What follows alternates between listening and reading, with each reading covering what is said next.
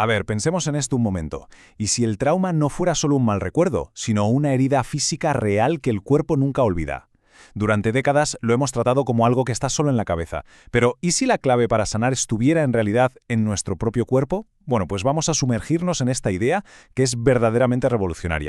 Para empezar a entenderlo, nada como el caso de Marilyn. En terapia, ella insistía una y otra vez en que tuvo una infancia feliz. Pero cuando le pidieron que dibujara a su familia, esto fue lo que salió. Una niña pequeña, aterrorizada, como atrapada, rodeada de figuras que dan verdadero pavor. O sea, su mente consciente había olvidado la historia, o mejor dicho, la había enterrado. Su mano, sin embargo, la recordaba a la perfección. Y claro, esa historia que el cuerpo guardaba, pues acabó estallando. Una noche, un simple roce de su novio mientras dormían desató en ella una furia totalmente incontrolable. Marilyn no tenía ni la más remota idea de por qué había reaccionado así. Y aquí surge la pregunta clave. ¿Cómo es posible que un pasado del que a veces ni siquiera somos conscientes pueda secuestrar nuestro presente de una forma tan brutal? Y es que la experiencia de Marilyn, por desgracia, no es un caso aislado. La herida del trauma sigue ahí, activa, a menudo de forma totalmente invisible, mucho después de que el peligro haya pasado. Esta cita, que es una adaptación de las palabras de Freud, nos lleva a otro caso, el de Bill, un veterano de Vietnam. Durante años, él llevó una vida aparentemente normal. Creía que la guerra era cosa del pasado, pero en realidad, el trauma estaba ahí, latente, simplemente esperando a que algo lo despertara. Y ese detonante fue algo tan simple como una mancha de tinta en un test de Rorschach. De repente, Bill ya no estaba en la consulta de un psicólogo. Estaba otra vez en Vietnam. Podía ver las mismas junglas, oler la pólvora, sentir el mismo pánico atroz. Y aquí está la clave de todo esto. La memoria traumática no es una historia que contamos, es una experiencia que el cuerpo revive. Claro, durante mucho tiempo, la psiquiatría intentó dibujar un mapa para entender el sufrimiento de gente como Marilyn y Bill. El problema es que el mapa estaba equivocado. Se enfocaba en los síntomas, pero ignoraba por completo la causa raíz.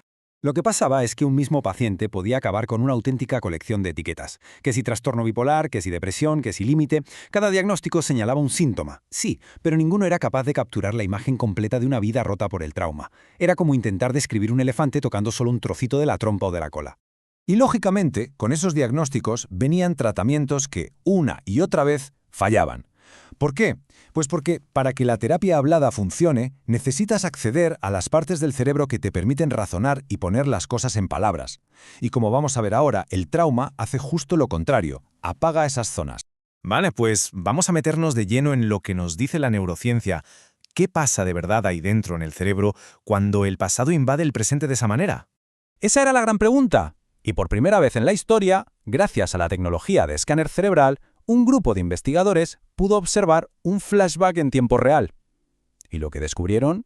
Bueno, lo que descubrieron lo cambió absolutamente todo. Fijaos bien en esta imagen, porque es alucinante. A la izquierda, en la imagen A, vemos el sistema límbico, que es como el detector de humo del cerebro, encendido al rojo vivo. Eso es terror en estado puro.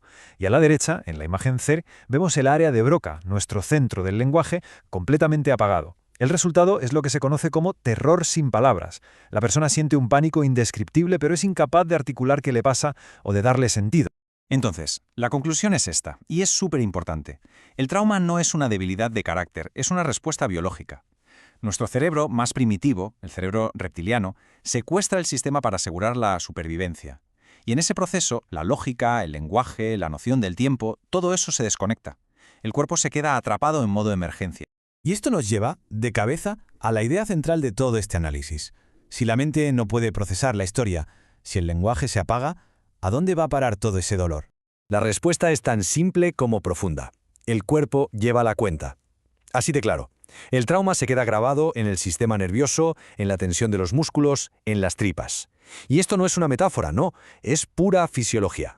Y esto explica por qué tantísima gente con un historial de trauma acaba sufriendo dolores crónicos, fibromialgia, problemas digestivos o incluso enfermedades autoinmunes, donde el cuerpo literalmente se ataca a sí mismo. A veces, la única forma que tiene el cuerpo de gritar su historia es a través del dolor. Ojo, que esta conexión no son solo anécdotas. Existe un estudio monumental, el Estudio sobre Experiencias Infantiles Adversas, o ACE, que siguió a miles de personas durante años, y lo que demostró es que hay una correlación directa y aterradora entre el trauma en la infancia y los problemas de salud en la edad adulta. Y para que nos hagamos una idea de la magnitud del problema, mirad este dato. Según este estudio, la probabilidad de intentar suicidarse se multiplica por 5.000 en personas con muchas experiencias traumáticas en su infancia. El trauma infantil no es un problema privado, es una verdadera crisis de salud pública. ¿Vale? Si el problema es esta desconexión brutal entre la mente y el cuerpo, la solución lógicamente tiene que ser volver a unirlos. Vamos a ver cómo se puede construir ese puente hacia la sanación. Lo primerísimo de todo es romper el aislamiento.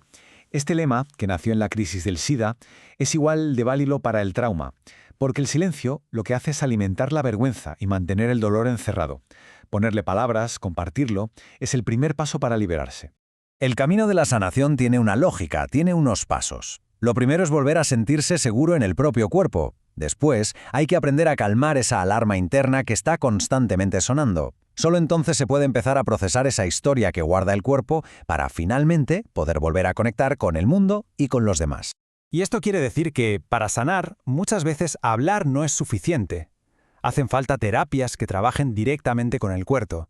Cosas como el yoga, el MDR, el teatro, incluso las artes marciales. Todas ayudan a la persona a habitar su cuerpo de nuevo, a liberar tensiones y a reescribir esas respuestas automáticas de pánico. Al final, y esto es fundamental, el trauma suele ser una herida que nos hacen otras personas, una herida de traición o de abandono. Y por eso la sanación también tiene que pasar por los demás. Sentirse seguro, visto y comprendido por otra persona es probablemente el antídoto más poderoso que existe contra el veneno del trauma. Y con todo esto nos quedamos con una pregunta de fondo, una pregunta clave. El trauma deja cicatrices invisibles en millones de personas. Entender que estas heridas son físicas, que no son un fallo de carácter, nos obliga a repensarlo todo. No solo la terapia, sino cómo construimos una sociedad que por fin reconozca este dolor y ofrezca caminos reales para sanar. Porque solo cuando atendamos estas heridas invisibles podremos, como sociedad, empezar a sanar de verdad.